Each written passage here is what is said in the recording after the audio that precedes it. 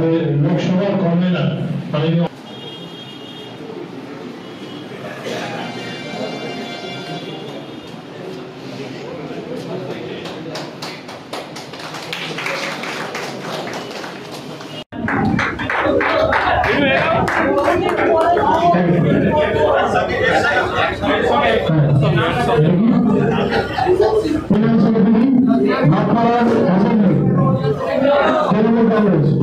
সুপ্রিয় Biswas ward number 21 Bhatpara municipality Dutta Chatterjee এদের হাতে আমাদের ভারতীয় জনতা পার্টির তুলে দিচ্ছেন।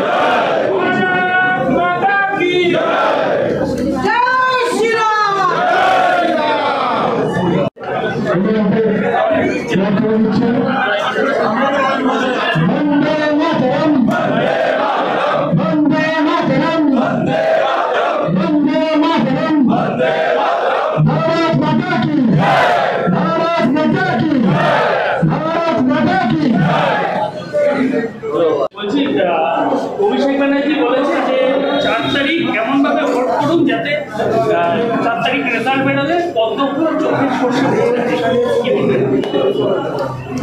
পদ্মফুল চোখে সরষ ফুল হয়ে যায়, এটাই কি করব। আমেরিকা তো ট্রিটমেন্ট উনি করাতে যাচ্ছেন, আমরা তো যাচ্ছি না। একটা কথা, ভোটের আগে দিনহাটায় যেভাবে মারামারি শুরু হয়েছে সেখানে এসডিও মাথা ফেটে গেছে। দেখুন, তৃণমূল কংগ্রেসের গুন্ডামি করা ছাড়া কোনো জায়গা নেই। তৃণমূল কংগ্রেস শুধু গুন্ডামি করার চেষ্টা করছে।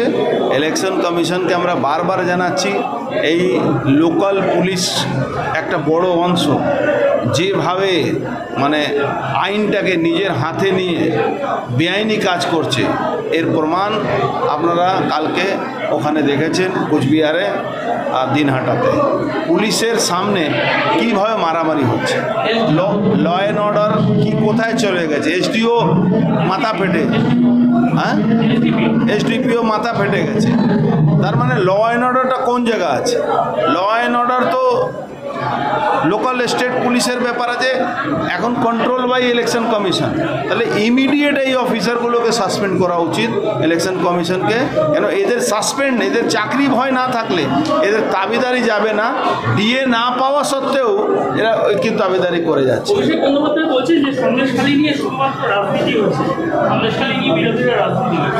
আমি তো মনে করি কি কোনো মা বোন নিজের উপরে শারীরিক অত্যাচারের ব্যাপারে কোনো রাজনীতি কথা ভাবে? কোনো মা বোন আমি বলছি ভারতবর্ষে না, পৃথিবীতে। তার মানে কি প্রমাণ হচ্ছে? তার মানে উনি যে কথাটা বলছেন এটা ভুল কথা বলছেন।